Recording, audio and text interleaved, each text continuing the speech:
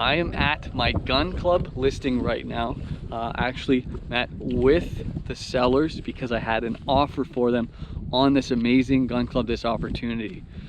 So I wanted to talk about an interesting topic in real estate, something that's not discussed that often and that people do not have a ton of information on how exactly it works and what happens. So this offer that was brought to the gun club was actually by a buyer of my own. So I'm representing a buyer trying to purchase my gun club listing. So I have both ends of this right now, and the important part about both ends of any real estate transaction is certain lines and certain things that you can't do, lines you can't cross. So the most important is people's price. I tell everybody, whether I'm on one side or not, anybody selling a property, I do not want to know what your minimum is.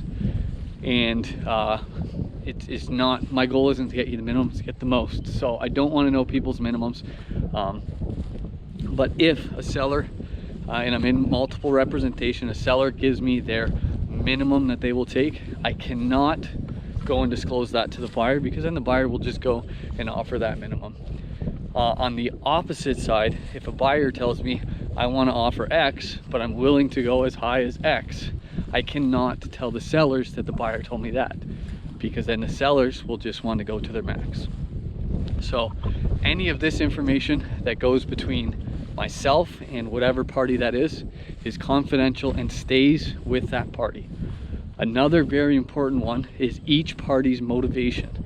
So if somebody has to sell a property, maybe they're getting a divorce, maybe they've got some financial things going on, maybe they already bought another house and now they have to get rid of their current property. That motivation stays between me and that side. So if it's the seller and they tell me their motivation, I can only discuss that motivation with the seller. If it's the buyer and they need to buy something as soon as possible, and that means that they'll spend more, I can't go and tell my seller that information either. It doesn't allow for a fair transaction to all parties. So you need to be very careful and make sure that those lines aren't crossed and you do have that confidentiality. So if any of those parties do tell me that they want me to tell the other side that thing, then I can, but it needs to be very express consent and direction from that buyer or seller to do that. So for me, it's a different situation. It's a little more popular in commercial than residential, but still common.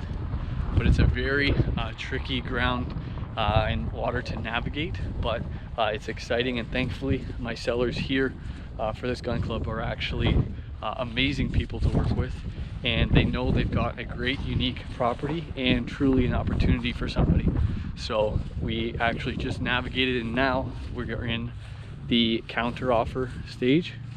So I've got to take their counter, and they fully understood that I keep the buyer's motivation and numbers with him, and they were very open with me in what they wanted to tell me, knowing that it will be confidential because I didn't give them the buyers either. There's a lot of trust there, and we can trust each other through this transaction, which will help out a lot on both sides.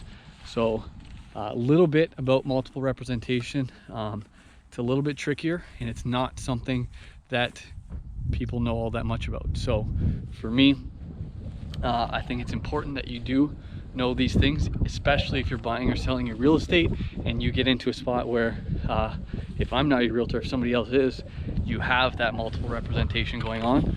You should know these things and what can or can't be done. So if you have questions about multiple representation, concerns about it, if there's anything you're interested about on it, get in my comments, ask some questions.